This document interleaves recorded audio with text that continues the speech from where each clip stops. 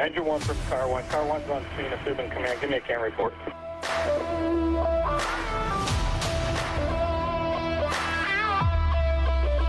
What's going on, everybody? This is Mike Goldstein, Stickers of the C.A.N Report. Nozzle Tov, everybody. I have a great guest from Arkansas, and I am excited to talk to him. We've known each other actually for a bit now, and we've now just decided to let's talk. Let's find out who he is. It is Chief Ryan McCormick from Arkansas, and he's doing great things down in his state, and I want people to know who he is. So I'm very excited to have him on the program. Chief, thank you so much for being on the C.A.N Report. Man, I appreciate it, but we can go away with the chief number. Just say Ryan. That's fine with me. You got it. My pleasure. Yes, sir.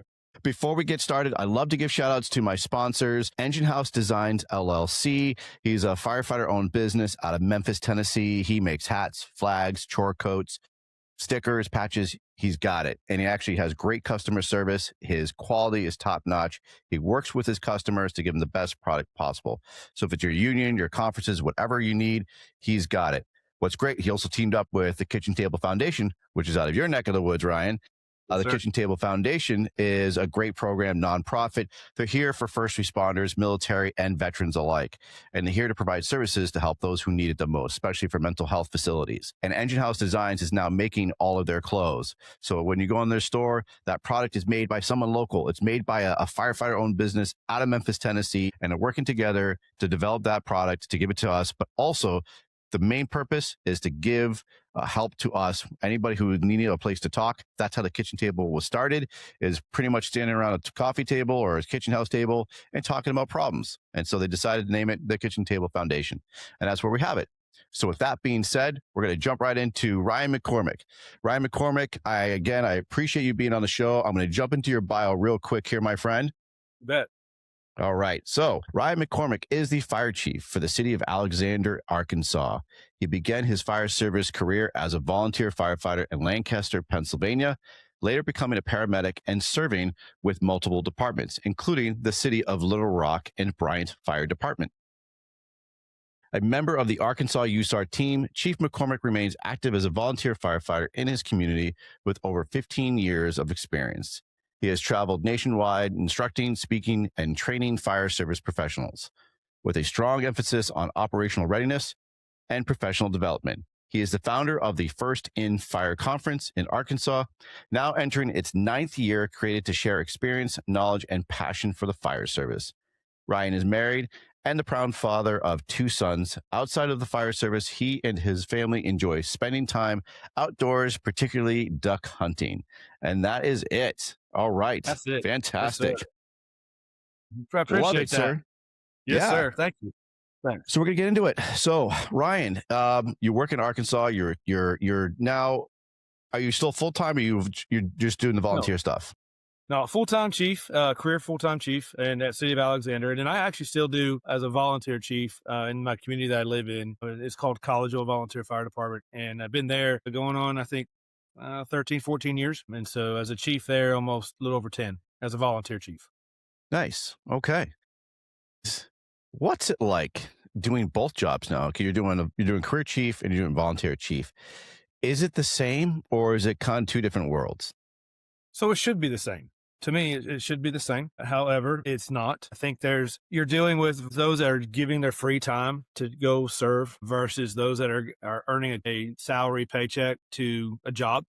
And some take it as a job and some take it as a true calling on both sides. And so volunteer side of it, some of the volunteer side of it is you have to deal with timing. You have to deal with getting staffing. Do you have enough staff? Do you have enough education, training?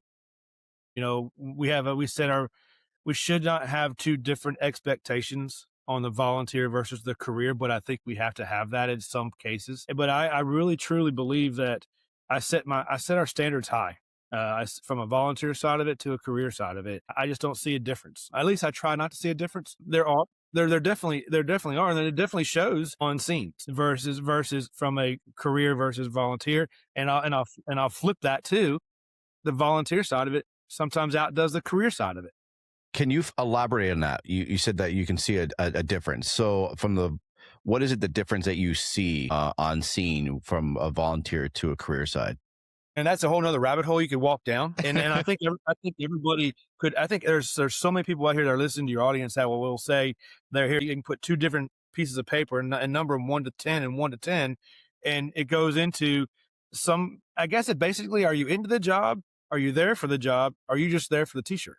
That's really, I think, boils down to what you see. What I see different is sometimes is the mindsets of the career and the mindset of the volunteer. Again, it shouldn't be that we shouldn't have two different mindsets. At the end of the day is we have an obligation to serve, and the passion, I think, changes within each individual. The aggressiveness, and I'm a big fan of aggressiveness on the fire ground, on and off the fire ground, to be honest with you. I believe in that. I know that's been that aggressiveness has been used a lot in the last year or two or three. And I can't come up with a better word than that, just to be in the aggressive mindset, the aggressive on this field and on the, on and off the field. I think that should be the same thing. But going back to what we're talking about, sorry, I went down that rabbit hole. But going back to the difference is I think there's some folks that are all in on the volunteer. They're 100% all in, and they choose to be. When I say that is, those are the individuals that that I look for when I see them get off an apparatus, whether it's a ladder truck, engine, or rescue. I look for them because I know our expectations that we have together versus some of the ones that are just there. I'm going to sit back to you, tell us to do something. And I don't think that's appropriate for any volunteer or career.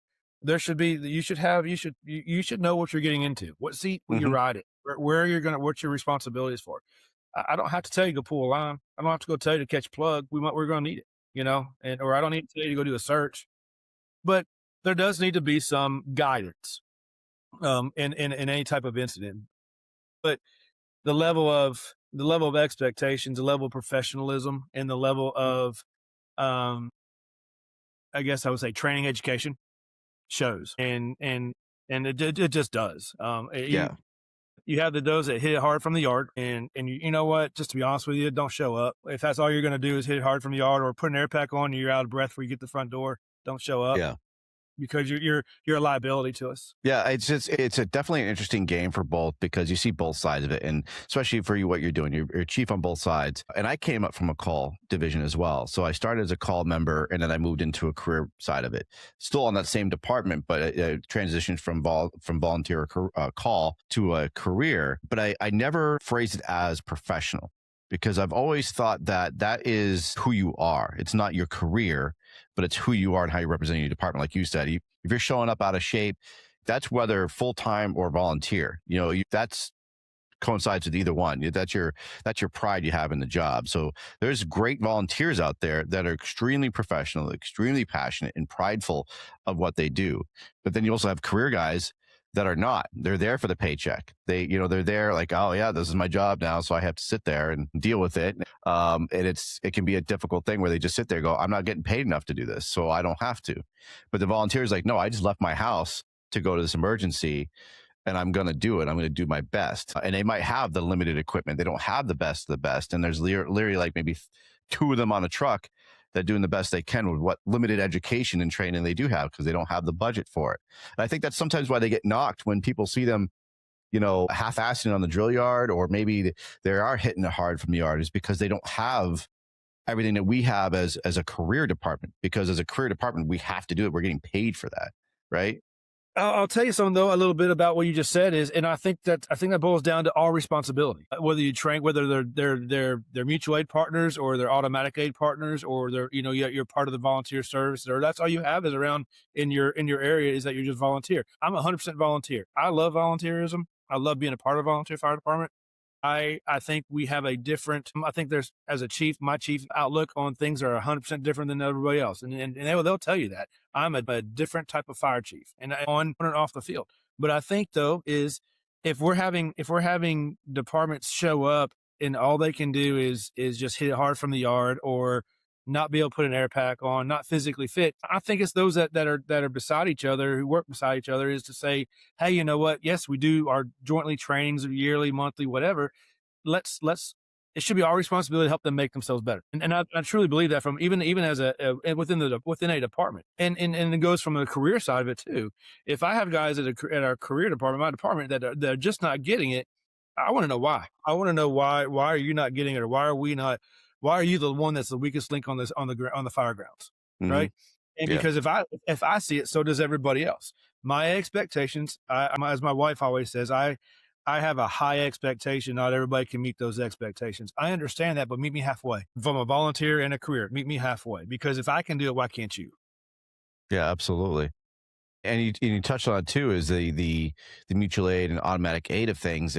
We're going to jump into that as well. I don't think departments work very well together. Like we don't train enough, I should say. Like we all do our own trainings on our own, but we never train with our. I'm not saying everywhere across states like that, but from what I've seen, there's a majority that don't train a lot with each other. The only time they ever see each other is on a mutual aid call. They don't actually voluntarily train with each other. It might be once a year, every now and again, but usually you'll ask the question like, okay, what department next to you has MSAs or Scots? And they wouldn't be able to tell you the difference, right? Unless they saw a picture. Yep. But usually we don't even know. And that's really important, right? Like if you're responding mutual aid to another department, they have a completely different pack than what you're using.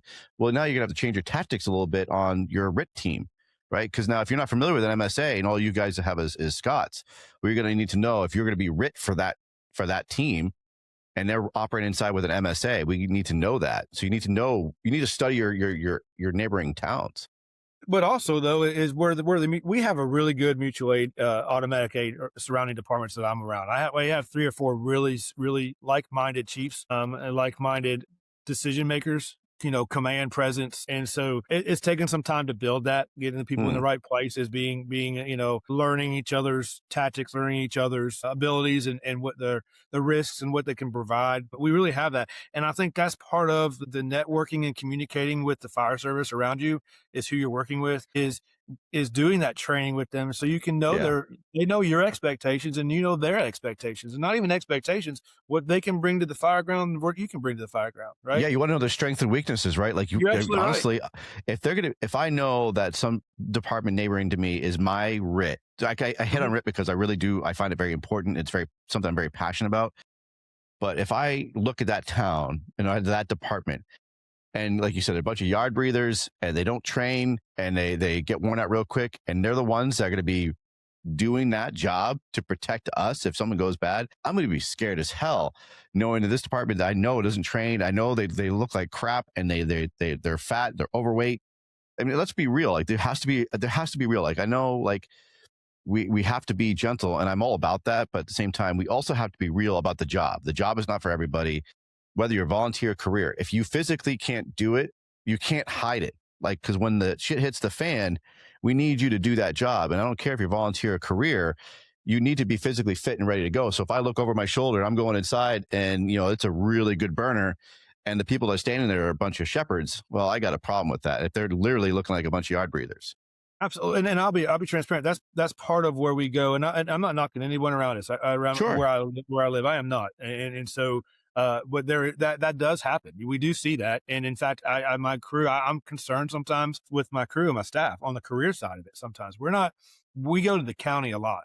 And we're sometimes first in on a working fire that's before somebody else gets there in somebody else's district. We're blessed to be at a fire station and be career. We have that ability, but the limitations are, how far are we going to risk? How far are we going to go in to accomplish the main goal, to at least extinguish a fire or make that quick, aggressive search, vendor search or just, we're limited. And so, but that also is who are there that's going to be able to take care of my guys when they get there if something does go. And so that's where I come. I mean, that's where my mindset is you train with your surrounding departments. You build a relationship about your surrounding departments. You find a way to make them feel wanted. Mm-hmm. And whatever that might be, from a volunteer and a career side, I think we have an obligation as leaders to ensure that they know that they're, and I don't ever want to use feelings because I don't like the word feelings, but showcase that we appreciate them. And get them what they're looking for. I have a again, here, go down the rabbit hole for a second. I have a saying I ask is, what can I do for you to make yourself better? Whether it's from a volunteer perspective or a career perspective. That's my job. That's 100% my job as a chief, as one of the leaders, is what can I do for you? It's not the other way around. It's not what you can do for me. I thank you for asking, but let's figure out what I can make you, how I can make you better. How can I make your crew better? How can I make your career better? And I think that's one of the important things. I am blessed with a volunteer department that has over half of my career, or half of my volunteer department are career somewhere. So they are into the job. They, when we get off the pump and off of our squad, they know when they see us when they see our whirly birds coming down the road and pulling up squad nines on scene, they know that we're not here to mess around. They just do. And that's a level of confidence we have. And also that's the level of confidence I have with my department, full-time department. And the expectation, it just goes back to your expectations. Now listen, you can put XYZ fire department into XYZ conversation and everybody's going to say the same thing, right? But I truly believe that as long as you're taking care of your team, you're going to get more out of them. Absolutely. Yeah. I mean, they're going to work harder for you. They don't want to, fail you. They don't want to disappoint you, because there's nothing worse. Because you can, when you got a chief that's mad, you got an officer that's mad, like, oh, like he's fucking mad at me again. But when you have somebody, like, when you care about your chief and you care about your officer, when you disappoint them, that carries weight. Like, oh man, when you say, I'm really disappointed in your performance today, that carries weight. Your head goes down and you walk away like, man, dad was mad at me and he's disappointed. Like that, that's horrible. But like you have a crappy leader that just says, he just screams and says how much he's mad at you. And you're like, well, F this guy. I don't care about him anyways. But I'm not okay showing up to a fire and these guys are okay content with just, hey, we're not going to do much of it. We're going to hit it hard and try to do our best. If there's savable space or there's savable things in there, we're going to, that's somebody's livelihood. That's somebody's stuff. Again, we're going to do what we're called upon to do, but we're also, I'm willing to say, we're going to take a little more of a risk for you guys versus what you think what you're able to do. Confidence goes a long ways, and is on what you're able to do from those that are in the volunteer service to versus as a career service. But it shouldn't be, but there is a confidence level. And you can tell at the fire station who has confidence, who doesn't have confidence. You just, you're sitting around a kitchen table, you can tell with a conversation who has that confidence, who has that mindset of who's holding themselves in a leadership capability and, that kind of stuff. You just know. And those are the individuals that I want to be around, that I also want to invest in order to leave it better than where we found it. And it seems like you definitely been doing that, and you are practicing what you preach. From what I've seen on your social media platforms, you talk a lot about teamwork. You talk a lot about building each other up. And again, as we talked about, you talk a lot about also utilizing your area departments and making sure everyone's working as a team. But then you also bring a lot to your area as well with the First In conference. So Can you describe or talk about that a bit?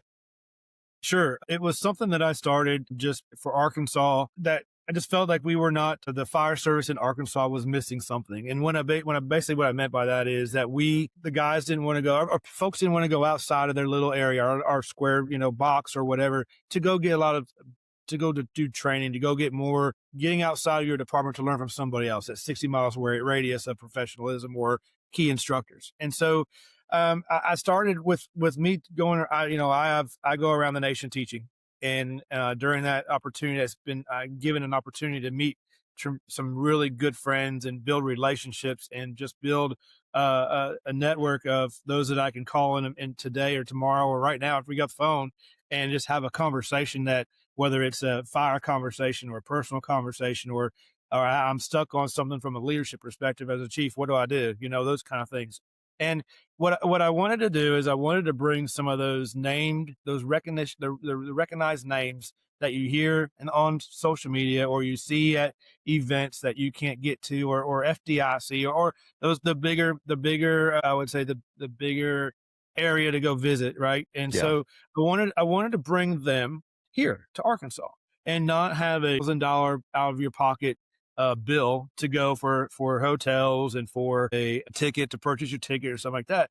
And I just started building on it. And so my first conference was just like, I think a 2-day or 3-day, 3-day deal, was just lectures and maybe 1 day of hands-on, bringing some key influencers in my life that helped me become where I'm at. And I literally made a phone call and said, this is what I want to do.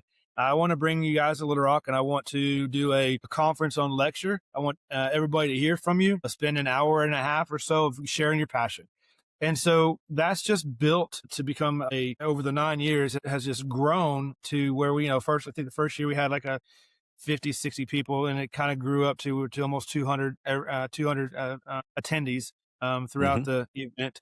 And it's a 4-day stretch. And we listen to just, I just bring, I'm not trying to mimic FDIC by no means, because I can't, but I'm trying to bring that mindset or in that little approach to being able to hear people to Arkansas so they don't have to travel. Again, key here is the volunteer side of it.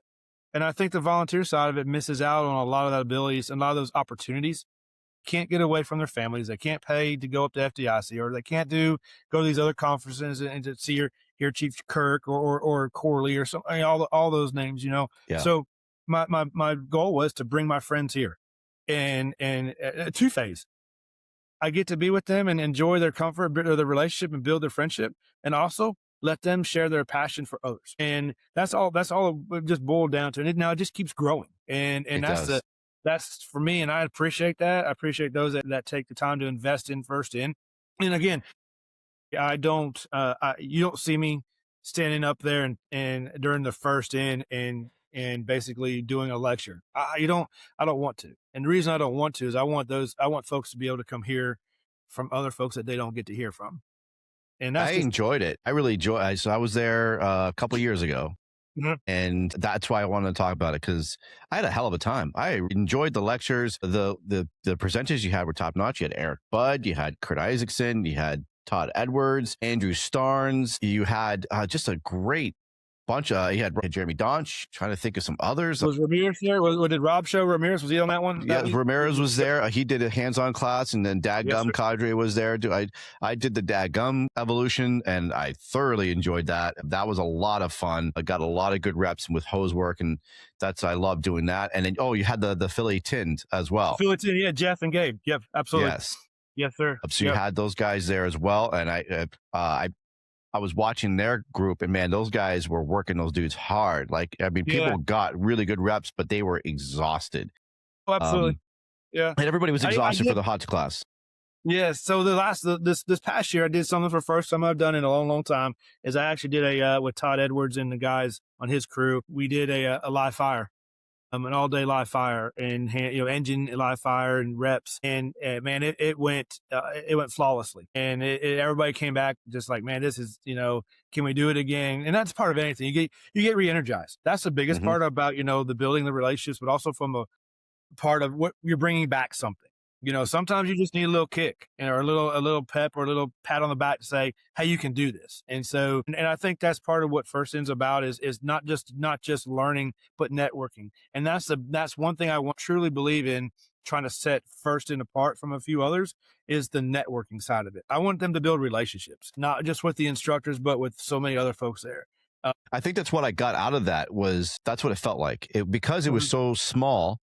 I mean, because the group was like, I think you had like maybe 100, I think you said maybe close to 200 people, and it felt so intimate. And I love that, because we're sitting in this ballroom and it's not huge, and we're so close knit with everybody that you had the opportunity to actually go up and talk to the presenters and the hot instructors. And that's what I love. I love being able to actually be right there to as soon as they're done talking, I can pick their brain afterwards or see them at the bar, and for those classes, like you did a great job we went out and had drinks at the local area, and we got to enjoy the food. And again, coming from New Hampshire, I've never been to Little Rock, Arkansas before in my life. So it was cool. And I got my shirt on too. Like, I got my Little Rock Firefighting Union shirt. The Union Hall. Yeah, man, the local union, Local 34, they have really, the last couple of years, I think you were there the first time we did it at the Union Hall, and they, it was one of those, they didn't really know what to do or what was the expectation. And honestly, I really like that. I really like being able to go to the Little Rock Union Hall, Firefighters Union Hall, and they bought into it. Their leadership and their team has bought into being able to showcase be a part of the First In, but also showcase their local and their Local 34 and what they're doing for the city and just building that relationship too. So, man, I thought it was just awesome. Yeah, it was great. And they were so proud. I love how proud they are of their double digit for the union number. The Yes. Union Hall was so cool. I loved the whole setup of it, and the food was delicious. I mean, they were cooking all day Oh, for the that president cooked event. all day long, those ribs and Yeah. the and brisket. Because he asked Matt asked me, he said, "What do you want?" And I'm like, "Man, you can do hot dogs and hamburgers as far as I'm concerned. Whatever." He goes, "No, and then one of the Mark goes, one of my friends, he goes, "Man, you know he can cook, can't you?" And I'm like, "No." I said, "No." He goes, and then all he said was, "I'll take care of you." And that was it. And he has. And it's an open door right now for First In and myself for the local 34 because they want to be a part of it. And that's really, at the end of the day, that's really what it was about is opening doors, building the relationships and just enjoying being around each other and taking care of everybody. And that's really what it's about. And that's what that's what I felt, and that's what I got. That it was like staying in the hotel room with everybody that's already there, getting to see my old friends and meeting new friends. Like I really made connections that I still talk to people to this day, and Nice. that's what it's about, right? And I met a lot of great people there, and we all worked hard together, and we became friends. And I see them on social media, what they're doing, so we keep our connections. But that's what I love about more of these grassroots type of conferences, is that it's holding true to what we should be doing, is getting good skills, but being able actually to do it in smaller groups so you can actually get those reps in. Because what was nice is like, they're like, "Hey, does anybody want to go another time? Does anybody want to go again? Does anybody want to go?" Yeah, they'll like, "We'll keep on going until you guys pass out. We'll keep going." So Absolutely. you don't get that sometimes in the bigger ones because you got to keep moving along. So Right. I really enjoyed what you did. I really enjoyed the atmosphere, the food that you had. Again, I never had fried catfish before, and then you had fried. And I was honestly, I got to say, I was like, this guy's nuts. He's having fried food for the lecture part. And, we go up to have lunch, and I felt bad for anybody who has to present after lunch because everyone's eating all this heavy fried food. Like, how's anybody going to stay awake? So, but I never had fried catfish before. So I enjoyed it. I loved the whole layout, and being able to just be right there and listen to, like, Andrew Starnes was fantastic. I love listening to him. He's so passionate about what he does, and his story, not only just about presenting the information of TIC, but also the why he became so prominent in it, why he wanted to do it. And I love learning about the whys of people. The same thing with you, why you're bringing First into Arkansas, why you believe in this and why you believe in that. And I think that's so important for people. Well, I appreciate it. I'm into the job. I'll use that phrase. I'm into the job. I've always been into the job. I want to. I think at the end of the day, I just want you to succeed. Mm-hmm. Whether it's each individual that walks through the door of no matter where you are, what you do is just be able to succeed. And if I have ability to get you through the door to a lecture, one of a First In, I know you'll succeed. Not just, you don't have to come to you don't have to come to First In. You can go to any conference, but just make time. To me, it's not about what conference you go to. It's just going to a conference and then getting yourself, getting yourself acclimated with others, learning from others. But at the end of the day, truly believe it, is the networking is a huge aspect of conferences. And because you just never know, you build friendships that last a lifetime. 100%. Absolutely. And those, go ahead. I'm sorry. no, you go ahead. Those reps we're talking, you said something about those reps about, hey, understand. That's one thing that I ask my instructors. I have two things I ask my instructors to do for me when they come.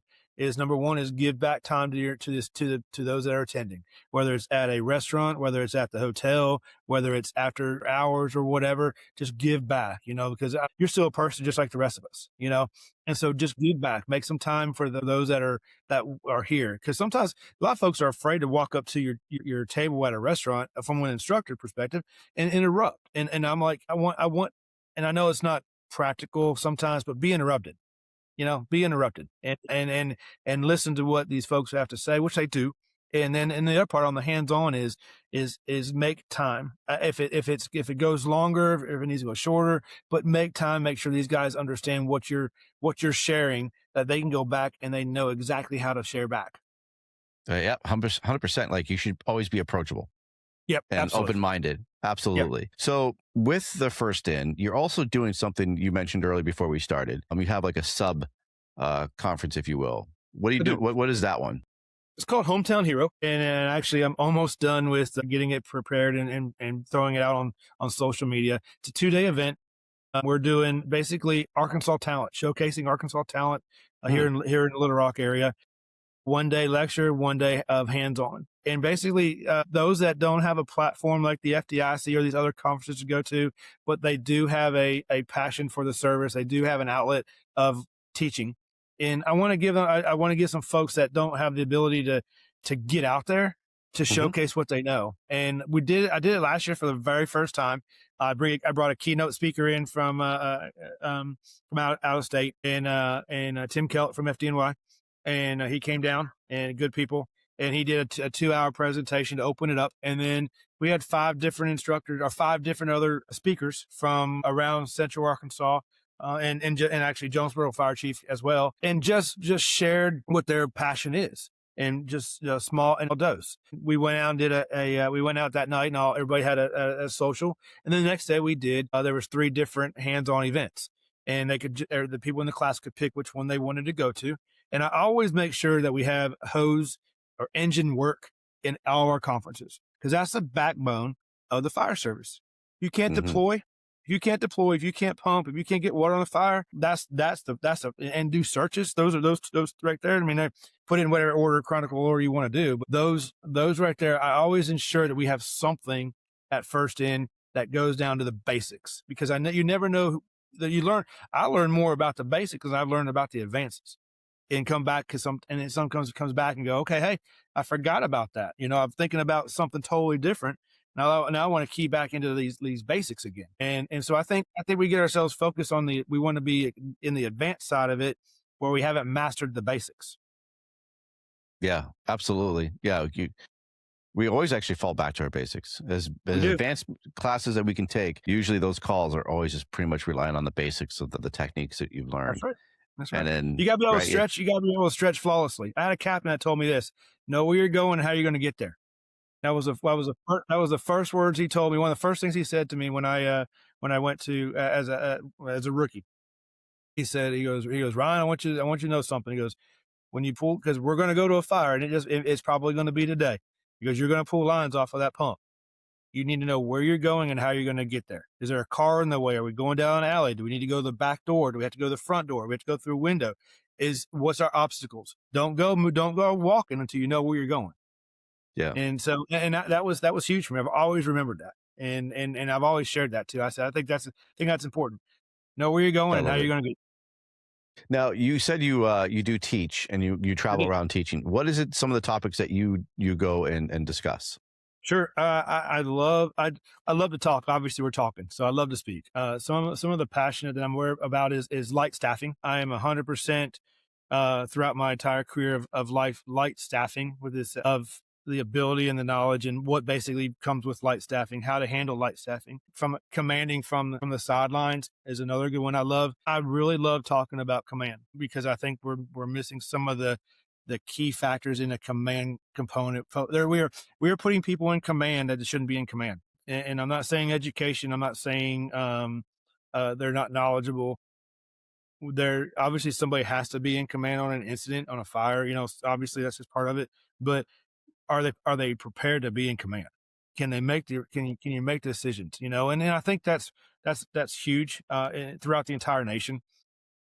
So those are just a few from extrication. I mean, I can walk you down the path of so many other classes that I've taught that I love, and love to teach about. I do enjoy doing the searches. I enjoy doing the VESs, and I love doing the engine work.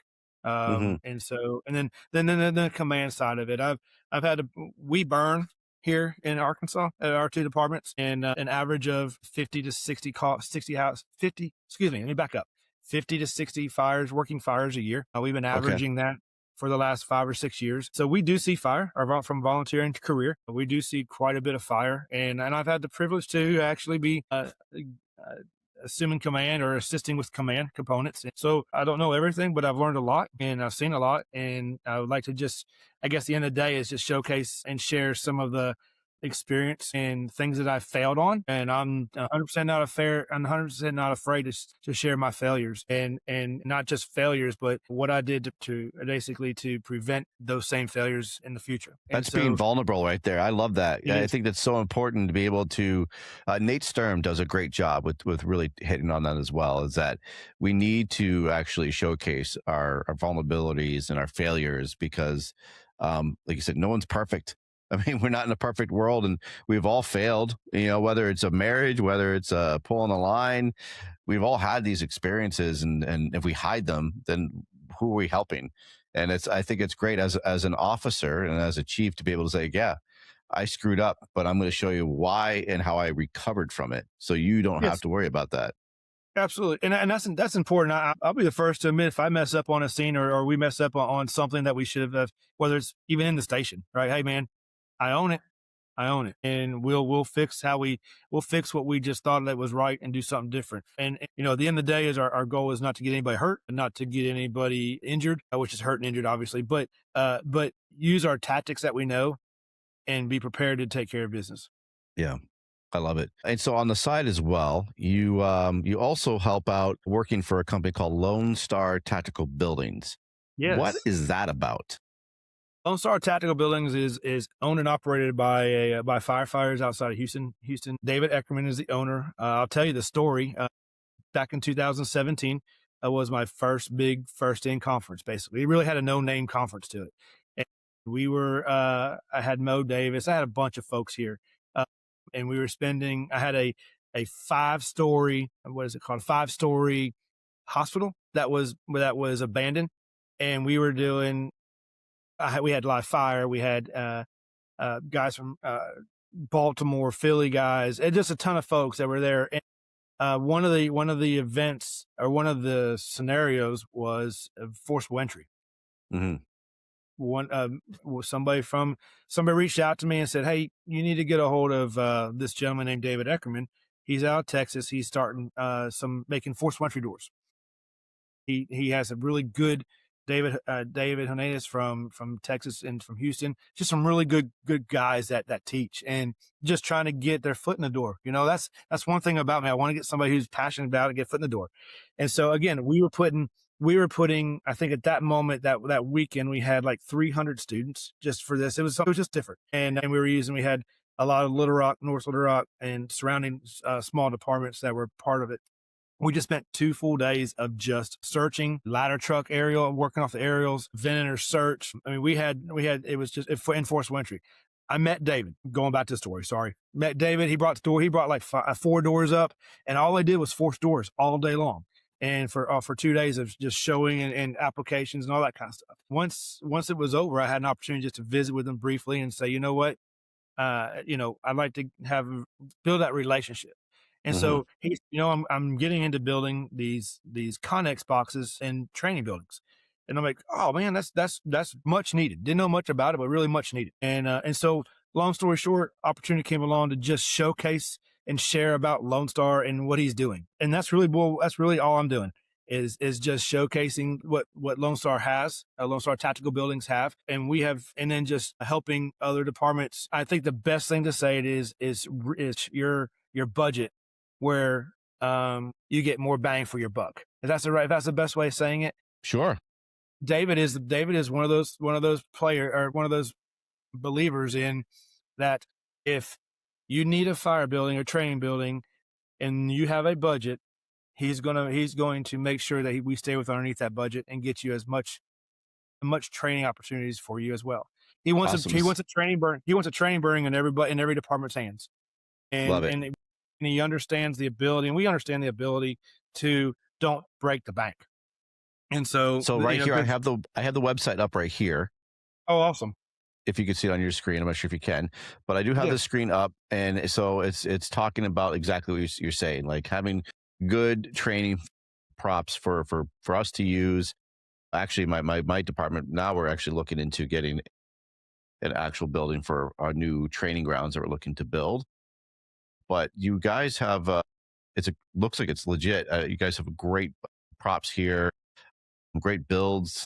And from looking at the pictures, it's really sturdy, really solid props to be able to train on. Yep.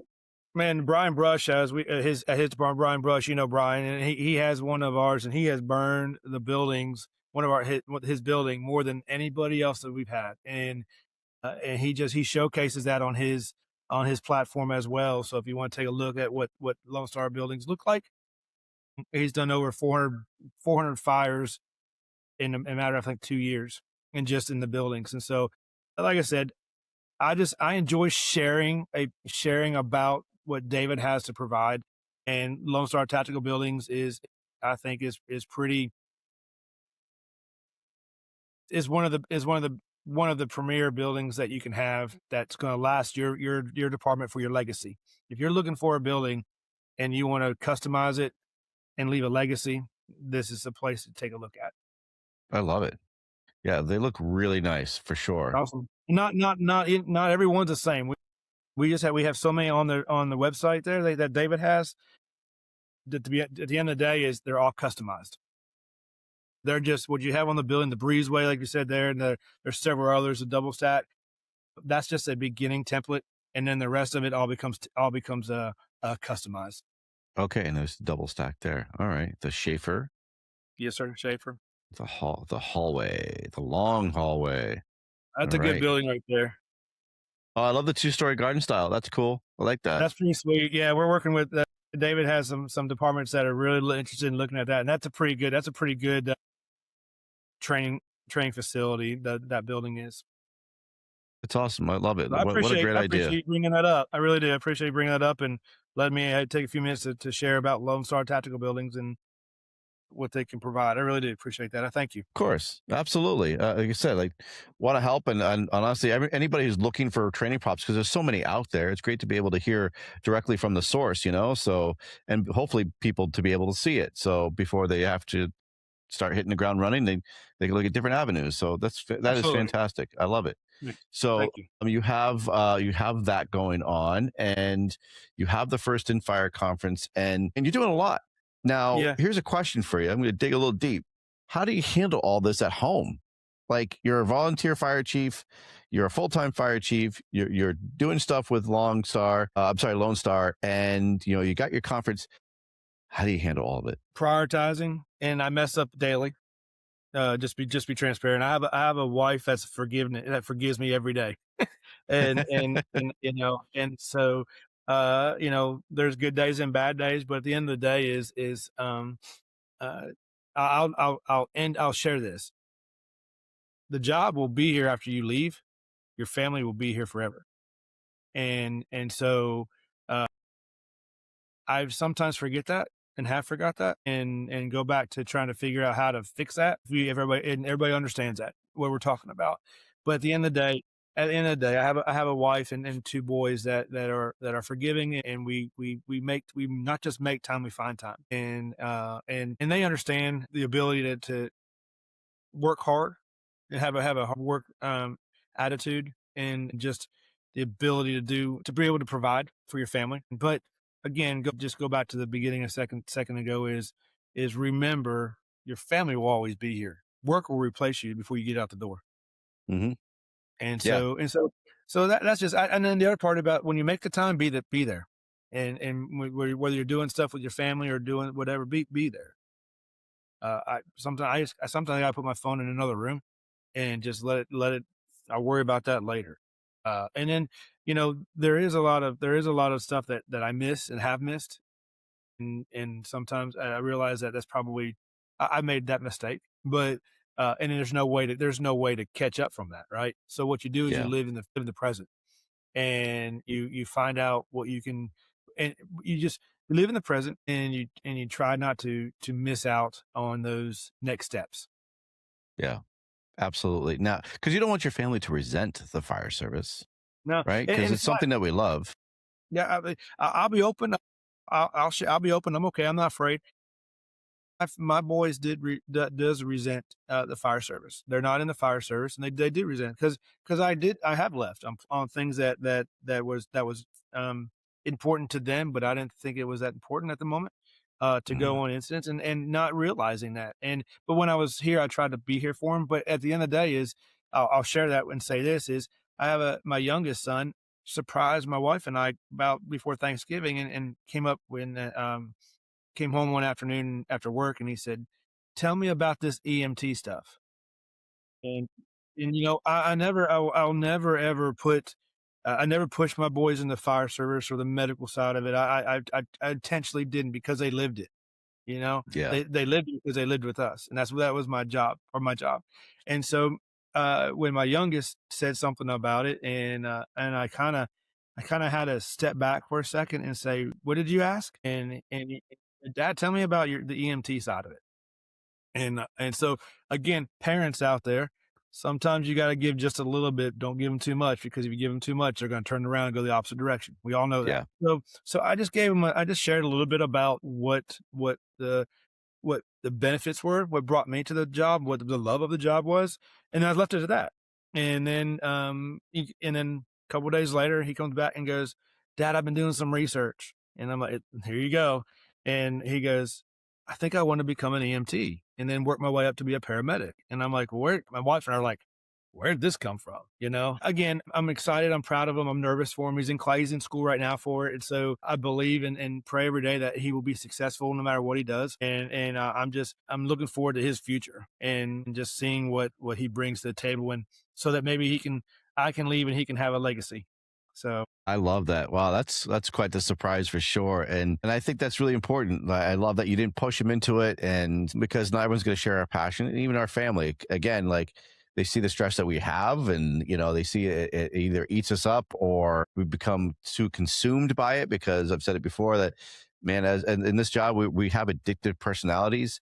It doesn't mean you have to be addicted to alcohol or drugs, but you become addicted to this job, and you don't want to miss the structure fire. You don't want to miss the good times with the guys, all those things. And we forget about our family, and then they're left, like you said, waiting for us to come home. And again, speaking freely, I've talked about it where I've left my kids with my neighbors to go fight fires, and I'm not proud of it. And it was, looking back, I've missed a lot of their youth, because I focused more on going to the calls. I focused more on dedicating more of my time with the fire service than I did with them. And you don't get that back. And that's something that yeah. sorry. No, go ahead. No, finish up, please. No, it's just something you don't get back. And it's something that, you don't want your kids to be like, well, my dad wasn't there because he was too busy being a hero with somebody else, and I needed him to be my hero, Absolutely. Yep. Absolutely. Yep. And I don't know where I was going with and I apologize for interrupting, but It's okay. at the end of the day, they're your kids, and that's your job. And so, I have a wonderful relationship with my family, my boys, and love them to death. And they've been very humble, and very patient with me. And it goes back to, you asked the question is everything that I do, to me, I just can't stop. I can't sit down. This is the longest I've sat down in a day. I believe it. Just because if I sit, my mind starts moving. Mm-hmm. Now I'm just not. I need to be. For me, being active is my medicine. Yeah. A bit of the ADHD, maybe. A little bit, not a little bit, a lot of it. Just a tad. So That's right. I know you said you're still working on the First in Conference. Yes, sir. And do you tentatively have any dates for anybody who's curious about when this is coming up? Yeah. So the big First in Conference is November 4th through the 7th. It's in Little Rock. Writing that down.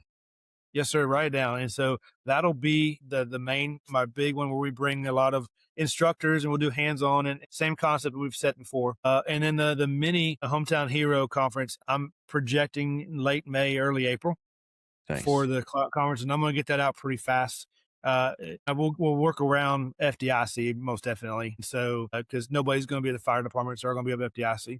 And so, we'll work around that and just get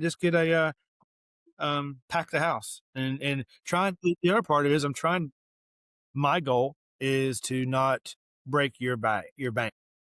We can have a lot of, those do cost. And I'm just trying to cover costs, and trying to cover, the venues are difficult and expensive.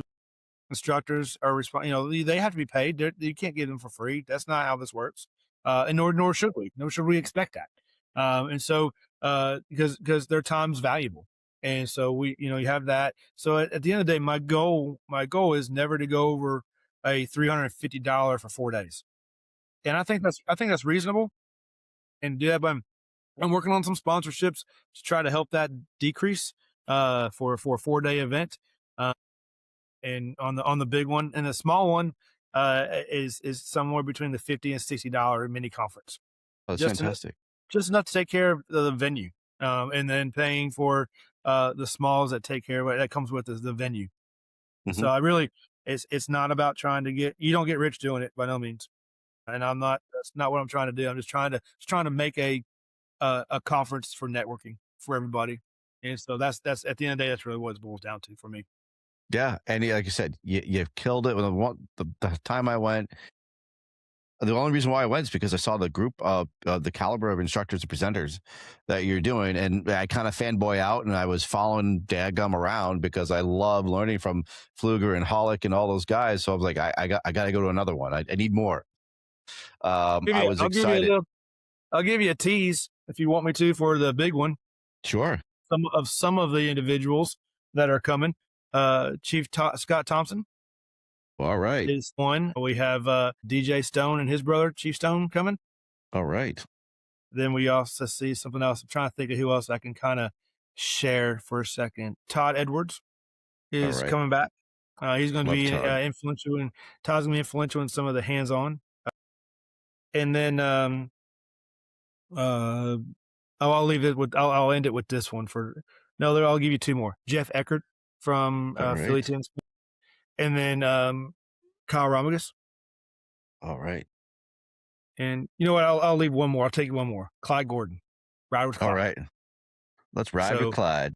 Yep. So those are just a few of so many more coming, and just trying to solidify the event. And I think I always try to outdo every conference just because of names, but I don't know if I do that, honestly. I'm just how hard is it? It's I think every single one's just different. And I don't want everybody, what I do ask the instructors to do is to bring something new. Nothing that they brought last year. If they do come back, don't bring anything that you brought last go around. Bring something new. And I love it. So I think they appreciate that. And so does everybody else.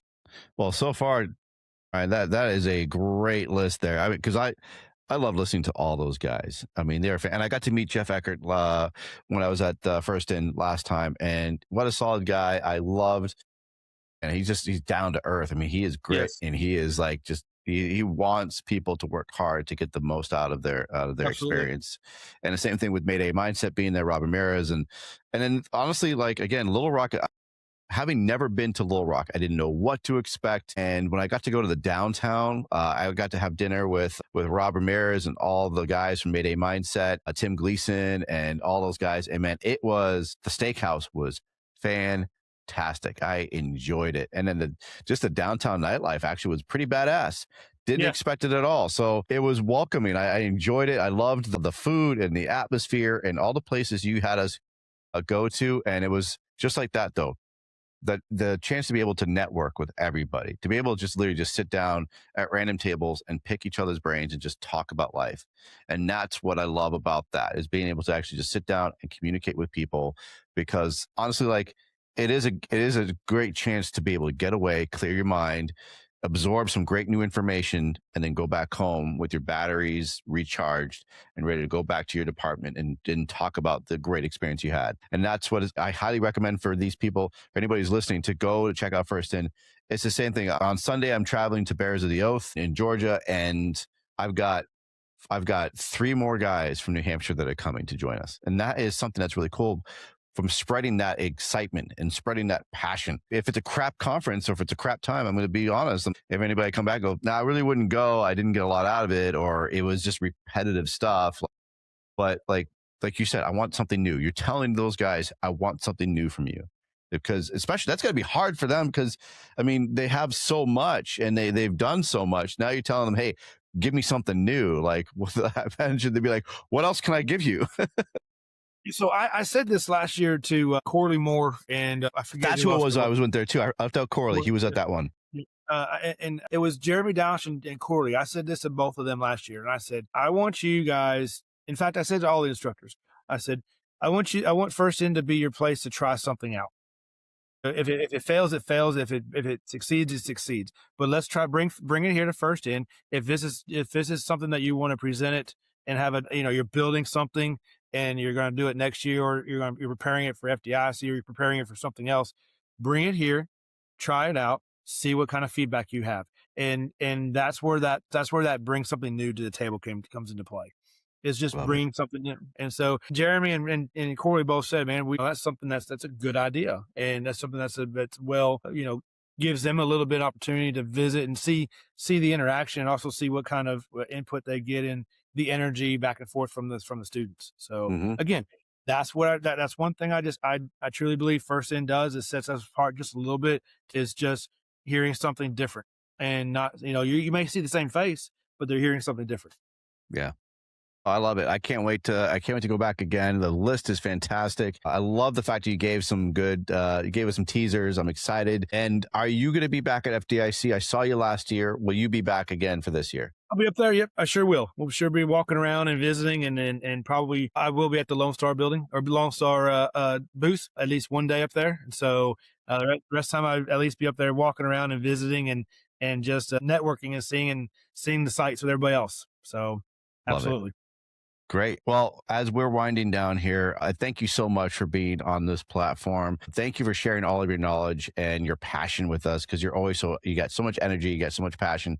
I love talking with you. As we're closing down, do you have anything that you would like to leave us with? Be better than you found it. I think Great. That's the best thing. Be better than you found it. Fantastic. Thank you so much. And I always like to gotta get my card here. I always like to give a shout out to Next Rung as well. Try to end my episodes with them because they're doing great things. They're just, what they're doing, I love it. And if anybody needs help finding a resource, Next Rung is out there for all of us. So there's their card, Next Rung. There's the barcode. Here's the information on the back. And if you're listening, it's 833-NXT-RUNG. That's 833-698-7864. Text support to speak with a peer support provider. We need you around. And again, like we talked about, the department will carry on. That's what they're supposed to do, function without us. But our families can't function without us. They need us. Please reach out to Next Rung. If you're looking for resources, they can help you find resources in your community. They'll even help you get appointments. So make sure you are reaching out to Next Rung if you're needing those resources as well. Make sure you are checking out Lone Star if you're looking for any kind of props for your department or your area. You saw it on here, or if you didn't see it, you listened to it. And if you're looking for more information, reach out to Ryan McCormick. And is there any special way that people can reach out to you, sir?